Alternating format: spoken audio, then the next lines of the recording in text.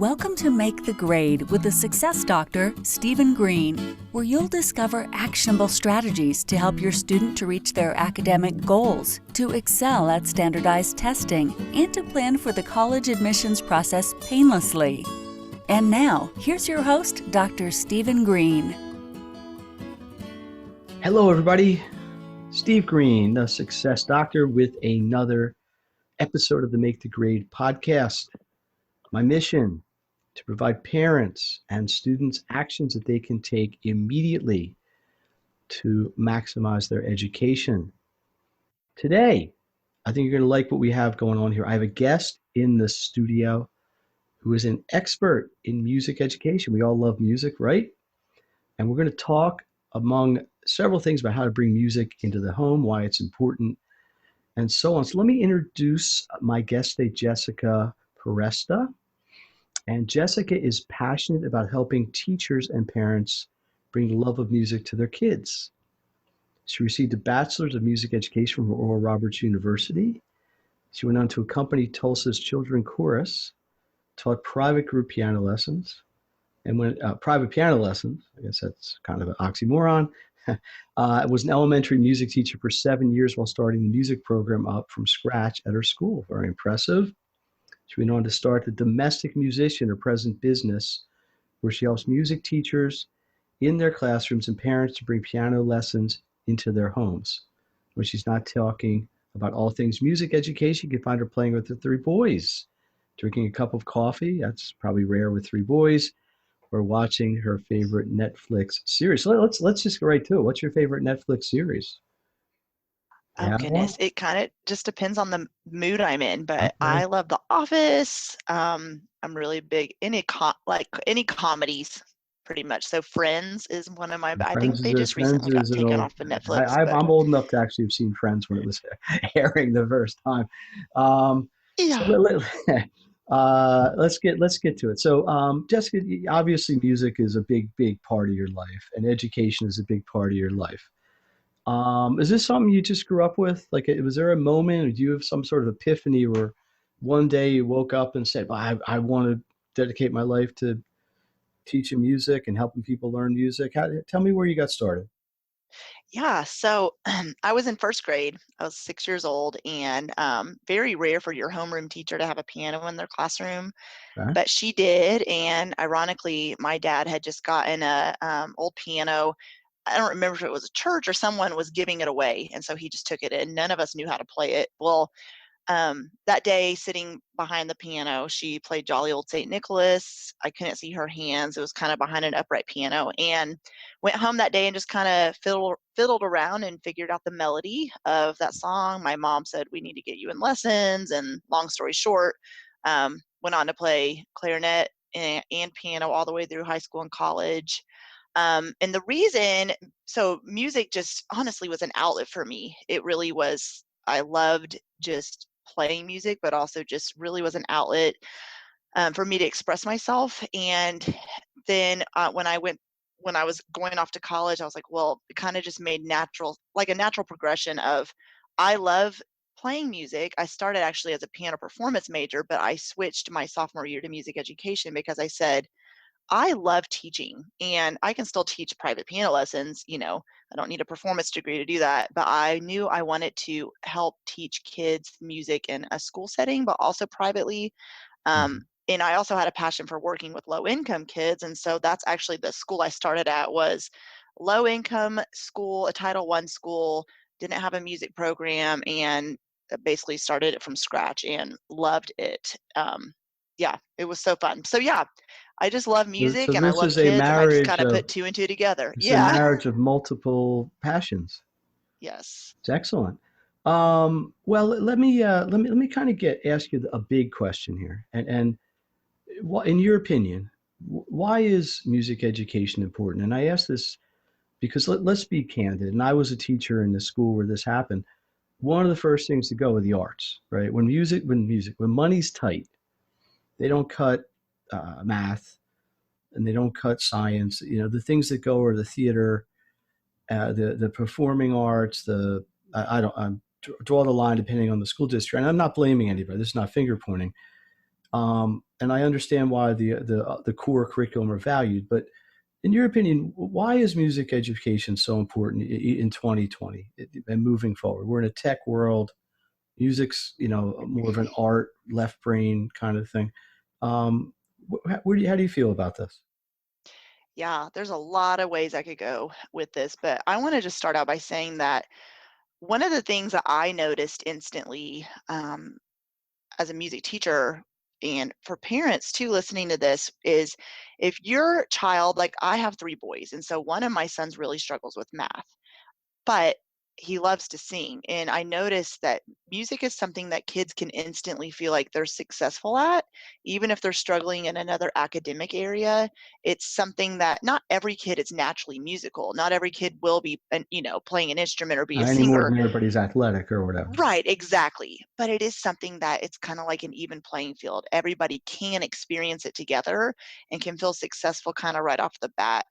Um, but also, it completely helps kids retain what they're learning too. And I can get into that a little later, but there's so many ways to integrate music with other subjects. But the thing with music is there's so much you can do with it. You Hmm. can sing, dance. Thinking about, I had a conversation with a friend the other day, even like, what would the world look like if we had no music? If you're at a baseball game and Take Me Out to the Ball Game wasn't playing, or a movie you're watching and there was no music in it, it would just kind of be so boring. So music's all around us, and I think it's important because if music is an expressive, a way for kids, like I said, for my experience, to express themselves, and when it's taken out, it's not like kids will not learn to do that still, but during a child's life and their experience, if they're not exposed to music instruction, I just think they're lacking. I think it's just something that kids need to experience in one way or another. And that's one reason to me it's important. But I also wanted to say that music definitely helps with cooperative learning, language and social skills. It uses every learning style, both parts of the brain. It helps facilitate learning in other subjects. Kids learn, if they're doing movement, learn to move their bodies in ways maybe they never have experienced that before. In singing, maybe they've never even explored different ways of using their voices. So yeah, there's just so much that goes into that. And I just love that also, another thing I noted down that I want to say is every child can learn music no matter their disability, no matter age, religious belief, home environment, what neighborhood they come from, or like I said, what academic area they struggle in. Every child can hear the same song, play the same instrument, and learn the same dances. Um, and it can just be everybody's experiencing it together. Doesn't matter like what you're struggling with or what your family life might look like. So those are a few reasons. I have a lot more, but I can pause there to kind of have a conversation around. I know I just said a lot there. So Well, but I um, think not to put words in your mouth, but I think your point is that every individual can find a place in a music education system. mhm, Or I don't think I'm saying it as eloquently as you did. It's a universal language. It yeah. doesn't matter whether you speak English or Spanish or uh, whatever, Romanian. Music is a universal piece. And the other thing that you said that I think is very compelling is that it's so easy to blend it and make it holistic with others. I mean, I was a math and science teacher, and we used to, one of the ways you would get kids to remember things was you'd say, hey, look, let's like the quadratic formula, which, being a music person, that may strike fear. And but No, I there's a love really math too. dumb like jingle that they hmm g squared negative b plus, but you just you can't help but remember it hmm because I think the way your memory works, that something with the blend of the music and the words is much like I can remember lyrics to songs from the 70s. I can't remember what I had for lunch last Tuesday. Yep. I don't want to get into the neurology of that, but I think it's true. You know what? Another thing I want to underscore that you said is that it crosses across the whole thing. It's something people can develop from they start in whatever grade, young, hmm and their appreciation just grows and grows and grows, which I think is a great thing. Have you ever been? Well, obviously you're a music teacher, but is there any data or any sort of study that would compare, say, you need a control, but like hmm a school or a child who's gone through school with some amount of education, art versus where they didn't have it, and any measure of, I don't know, is there any sort of study at all that compares with or without that you're aware of? Kind of Well, curious. I'd off the top of my head, I can't think of one, but I know the National Association for Music Education definitely is huge about advocacy for music education, and they're always publishing the latest data and findings for that. But with my own experience, so I heard from classroom teachers when I started the music program up from scratch at my school that said some of the kids who had been kind of struggling after they, I mean, maybe not right away, obviously, but after a couple years, some of these kids started progressing a little quicker because, like you said, I would teach music, like my music curriculum, but also help the teachers with different integration ideas for helping the kids retain what they're learning. And they Hmm. said they just noticed like night and day, kids would just like love coming to school because like the day they had music class, they wanted to go, and it made kids have like a joy for learning. And but yeah, off the top of my head, I can't think of a study right now, but I mean, I know that. intuitively, I think to follow your logic, it would Mhm, make sense, right? mhm. Be an interesting thing to try to research. Well, I'll have to talk to my friends at NIH. Yeah, Like I have yeah. friends there. Um, let me ask you this. So a kid goes to school Mhm. and they got these, let's say, whatever, fourth grader, and they bring a music teacher and they play piano, they sing along. Kid says, well, light bulb goes off. They go home. Yeah, mommy and daddy, I want to play the piano. How does a parent who maybe does or does not have a music pedigree, or maybe even know anything about an instrument, how do they bring music and music education into their homes? Is it a matter of just hiring a piano teacher like yourself? Is it just something you let the kid kind of explore on their own? Some of the pushback I always got, my parents were very musical and pushed me and my brother and sister too, was, we don't want to give you piano lessons because you'll do it for 3 months, then quit. Mhm. We don't, maybe it's a phase, but let's address this with parents because that's a big audience, typically in this podcast. So, your advice to a parent who wants to bring music and music education to their home, is there a checklist of things they might think about or a place to start? Yeah, for sure. First of all, it does depend on you, your family dynamic, and your child. I would say age of the child does play a factor, but maybe not so much because I have taught students who start at 7 years old and will progress faster than a 12-year-old just because of dedication and desire to learn. So, with that said, a lot of what you even said too is the pushback from parents to get their kids involved in music, whether it's formal music instructions or just bringing music into their home, is just because they don't feel well enough equipped to help their child learn music because they maybe themselves aren't musical. So they're kind of like, well, I don't want to get them started in learning a musical instrument if insert excuse or reason here. Mm-hmm. But maybe one of those reasons is because they don't feel like they can help them, or they don't know how to. And like you said, they don't want to. I One of my own children that happened. He wanted to learn guitar, and then 2 months later decided I don't want to do this anymore. So I can definitely give strategies for how we help with that. But it is a lot of it is trial and error. It's you say you want to learn. Do you want to? How do I know whether to push or not?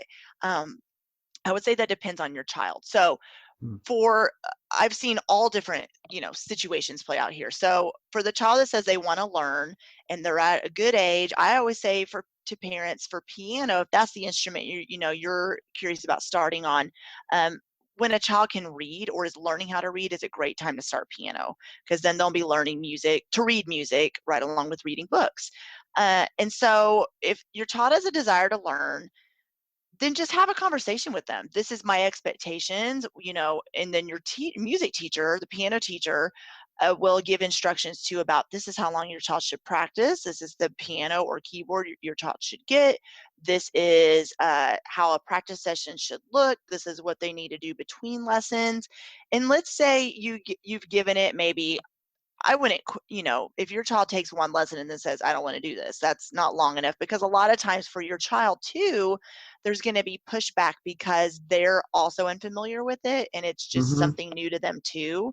So it's give it time. And so how much time? Well, that depends on your child.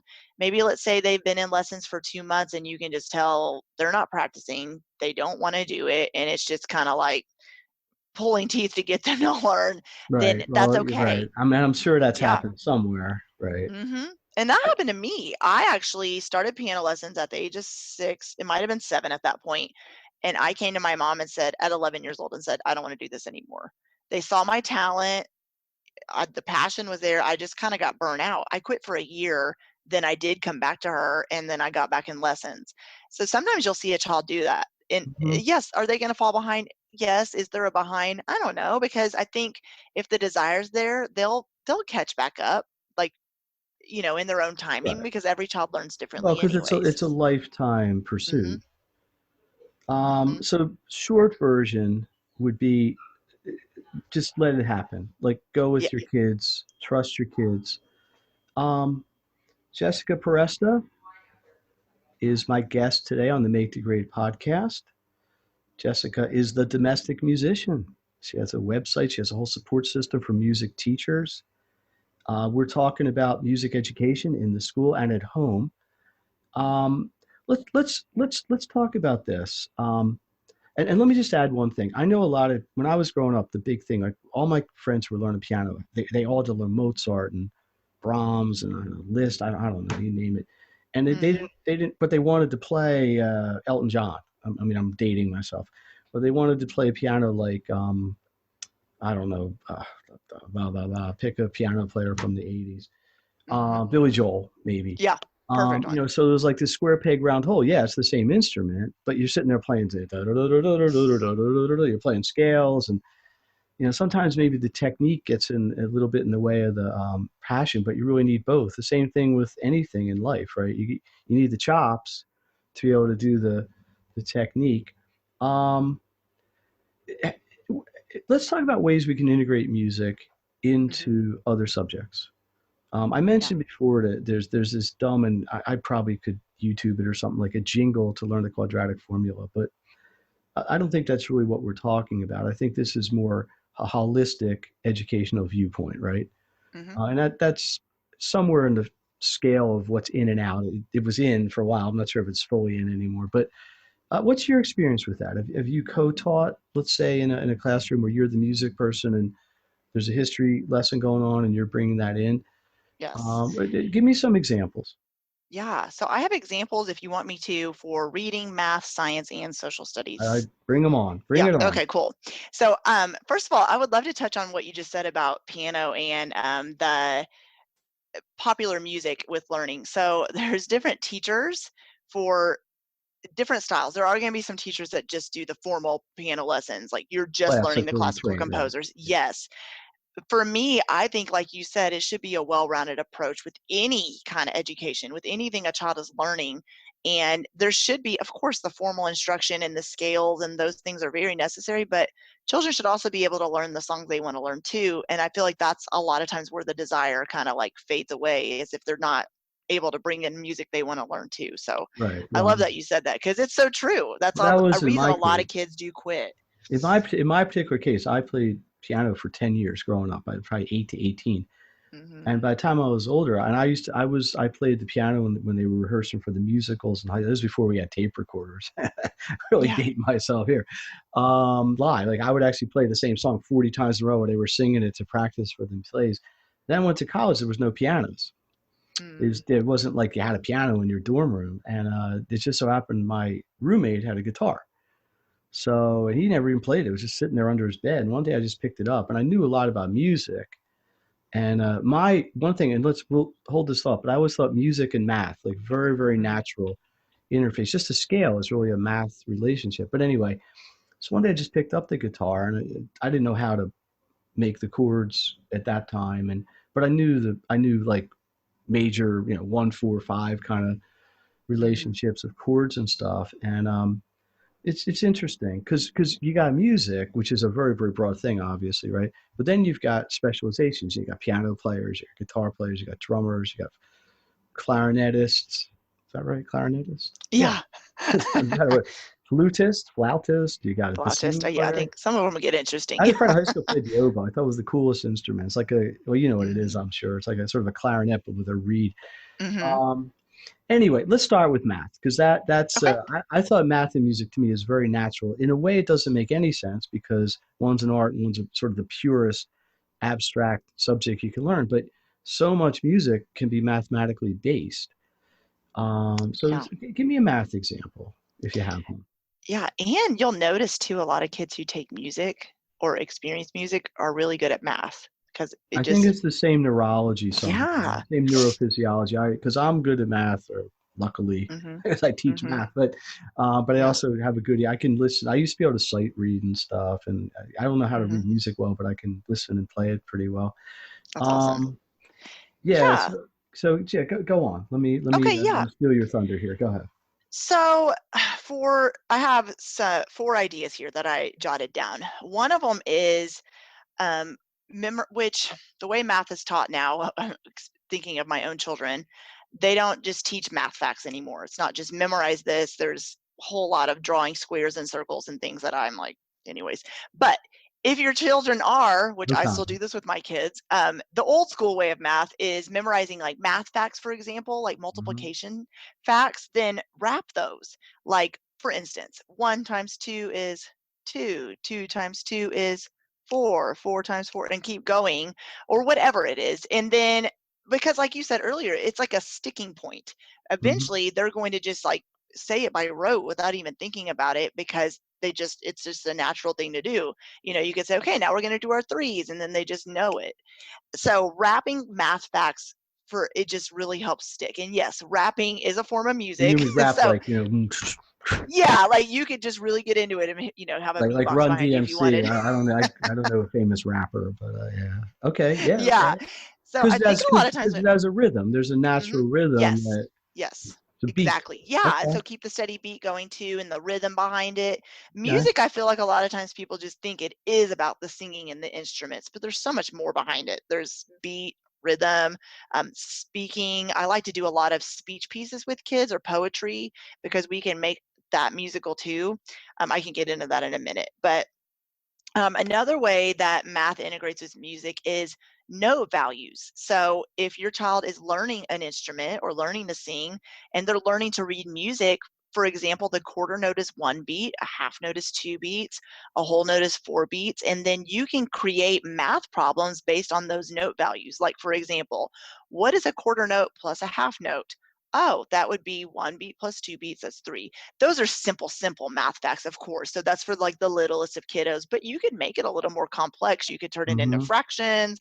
Um, Where you could have I don't, multiple instruments in an orchestra and add them all yes. up. Right. Mm-hmm. Yeah. So Okay. that's Good. Good one. idea. Okay. hmm I like Yeah. And that. then patterns in music. So math uses a lot of patterns. And so when I say patterns in music, I talked about rhythms a little bit ago. And so let's say your child learns a rhythm, for example, like I'll just hope you could hear that, just clapping a rhythm. And then if they do that, and then they do that again. So it was that rhythm, ta, ta, ti, ti, ta with ta, rest, ta, rest, ta, ta, ti, ti, ta. You can say, that's a pattern. In math, we talk about patterns all the time, whether it's Mm-hmm. square, square, triangle, square, or a more complex pattern. And then eventually kids start forming connection points and say, oh, that word's used in music and math. I kind of can see the relation now. So that's another one. And then the fourth one is number order. So kids learning to count. So I'm just going to use up to 10 for example right now. If you have a piano in your home or a xylophone, or even if you don't have any of those things, that's okay too. Kids learning to count, well, what better way to count one by one or skip counting by twos or counting by fives than by on a instrument where they can see the keys in front of them, Oh, they're set actually hitting the. play like one, okay, now you're going to go at five. And that also helps them learning chords, like Mhm. playing a 1 and 4 chord. And then playing your 1 and 4 together, as a chord. And you're playing, okay, but what are those numbers? How many numbers apart are those? Oh, that's 1, 4. So so the four things I said to repeat was wrapping any kind of math facts, Got it. note values, adding and subtracting, patterns, and number order. Those are some simple ways to integrate with math. Of course, there's so many other ideas, but those are the simplest ways to get started that kids, Wait, you don't even have to use the words, we're going to integrate music today with math. They just let me doing it. throw an idea out here because one of the Yeah. oldest study techniques in the book is flashcards, right? They're Mm-hmm. like as old. They go back to papyrus and the Egyptians, right? Yeah. So this is a way maybe for parents out there. You want to try something new. Mike, your kid does just tired of flashcards. Tired of flashcards, mom. They throw them in the air. They go over the floor. Never happened in my house. Yeah. um, so maybe this is here now. We're giving some alternatives, right? So instead of Mm-hmm. just maybe having flashcards with a bunch of associated but almost randomish facts, now you can kind of put into something that's more memorable. So maybe Yeah. you're learning. I remember when I was in, I'm going to say fifth or sixth grade. Well, I can tell you because Nixon was president, whenever that was. So we had to learn Mm-hmm. all the presidents up to Nixon Mm-hmm. in order, and it always messed you up because Cleveland was president twice. Anyway, so the one girl made a song, and it Mm-hmm. was like Washington, Adams, Jefferson, Madison. I still remember it now. Yeah. But now the problem was I couldn't randomly go like if somebody said who was the 14th president, I'm like I got to go Washington, Adams, Jefferson. I got to kind Mm-hmm. of count up. I don't really have the random access right to that data point. Mm-hmm. But what's amazing. I mean, this was 40 years ago, Yep. and I still remember it. And not because of its complexity, but really because of its simplicity. So Right. a good way you can bring this in with other subjects is just the idea of a memory device. Yeah. Um, let me ask you this, just because I'm curious. In your opinion, is there one instrument that is more beneficial than another? Like is I'm going to say piano because you're a piano person, but Mm-hmm. is playing the piano, let's say, have a greater magnification of some of these benefits we've been talking about for the last 20 minutes or so than say playing the accordion? I don't know. I'm just trying to think of an instrument that's maybe you're using less of your Mm-hmm. or the drums because they're really very different, right? Piano's, you know, got notes and Right. more technical. On the drums, you almost just, I mean, obviously there's technique to it, but Mm-hmm. is music music? Is there sort of differentiations even between the music world? Does it Yeah. I would matter? say. Does it even Yeah. matter? Yeah, I would say music's music. And honestly, when parents come to me and say, "Do I start my child in piano or something else?" It just depends. I say piano is a good beginning instrument because it's linear, because you can see the notes in order and Mhm. kids can see what they're playing Yeah, while where learning guitar isn't. the Guitar is notes. difficult. Yeah, Right. like guitar, I also know a little bit of guitar, but it's different. Like the frets are not necessarily in order. The strings don't make any sense if you think Right. about it. And so transferring from piano, if your child wants to learn another instrument, is sometimes easier because for a couple reasons. They have already kind of learned how to read if they're learning to read music on the staff. So transferring that knowledge to another instrument is easier, but also the piano uses both clefs, so treble Right. and bass And clef. right. Right. And so a lot of the other instruments, drums not included, but use just the treble clef. And if you're not sure what a clef is, basically treble clef is when it's like a high sounding instrument, Right. Right. and bass clef is the low sounding instruments what That's the they C play. shape one. Right. Yeah, but drums is beneficial too because yeah, even though it's not a melodic instrument, it's not playing necessarily notes. There are like timpani drums you can, but drums, I mean, gosh, how many rhythms are you playing and how many different drums on a drum set are you playing I at once? I So remember totally, you have to the use your math brain for that to I don't decide know. what am I hitting when. Yeah, and everybody has a little drum inside of them. Yeah. Oh Hopefully it's yeah. beating well. Oh Um, yes.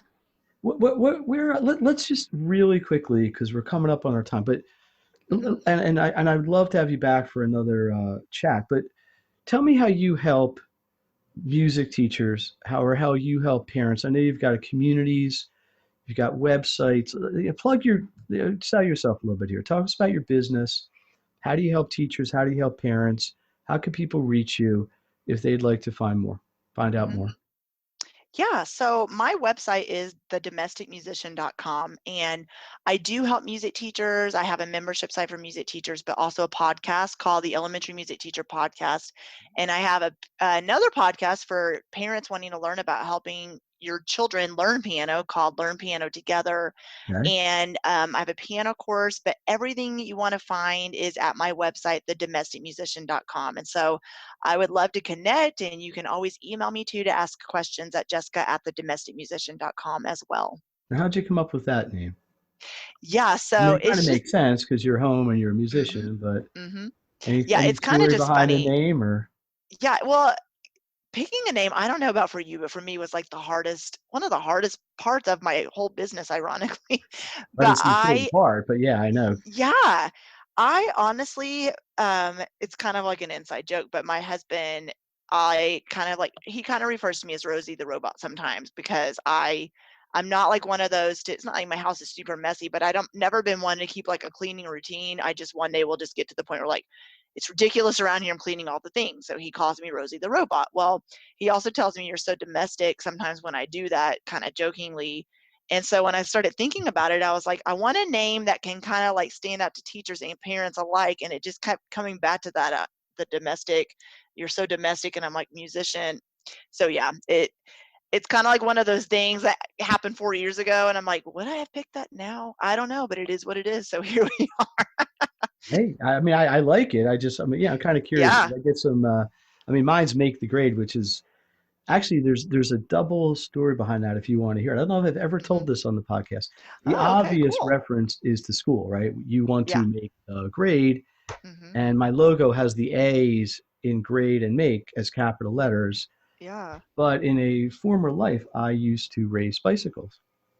I was on a racing cycling team in college and in graduate school. So that was the toughest. Racing on a flat is easy. When you go up hills Yeah. is when you're Yeah. ready to fall off the bike. So I always kind of had that in the background. I thought, yeah, it's kind of a cool. So my first logo was actually a bike going up a hill and things around it. This is Steve Green, the Make the Grade podcast. I was really lucky to have Jessica Peresta, the domestic musician, on here today. Jessica, I think we could have gone on forever. And if we do this again, I hope we do. I noticed you got a piano behind you there. Yeah. Maybe we can get a little recital, and I can break out my guitar. We'll work up some kind of song here, and we'll make it Y- work. Yeah. I'll have my agent. I'll have my people call yours Okay, for for that sure. one out. I do have at least 4 or 5 more questions. I take a lot of notes when I do these, Hmm. and there's Hmm. a lot more we can talk about. But I'm going to give you the last word here. Is there anything else you want to talk about, or anything else you just want to leave people with? Yeah, just know that if your child says they want to learn music, just go for it because it doesn't, if they end up not liking it or it ends up not being a good fit, that's okay too.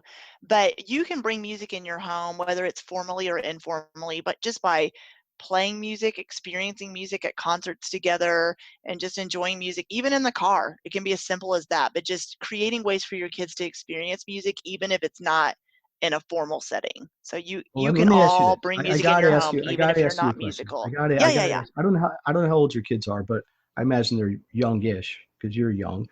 Um, my taste in music is like if it's possibly completely opposite of my kids' taste in music, right? Mhm. So we're in the car. I'm driving. So guess who controls the music when they're driving? Yeah, My car. I pay for the yeah, car. I'm controlling got it. What's we gotta listen to this junk for? This is awful. How can you listen to this? So we listen to one of your songs. Mhm. It's just not my thing. I'm not knocking it. I can live with it. Um, yeah, it's just funny that there's so many styles of music. And yeah, I Yes, mean, you classical, you got jazz, you got rock, you got hip hop, whatever, yes. Latin music, just religious music, sacred music. So I always found that fascinating. But the Yeah, roots of it, are similar. A lot of rock and roll came from, jazz and blues and cultural and that sort of thing. And a lot of sacred music came from churches in Europe and the hymns so there's a lot of history here too that we didn't even mhm, talk about. All right, mhm. Jessica, thanks again. Check the show notes, everybody, because I'm going to put all this information in there, how you can get a hold of her, domesticmusician.com. This is Steve Green, the Success Doctor. You've been listening to the Make the Grade podcast. Appreciate it. I appreciate all of the support.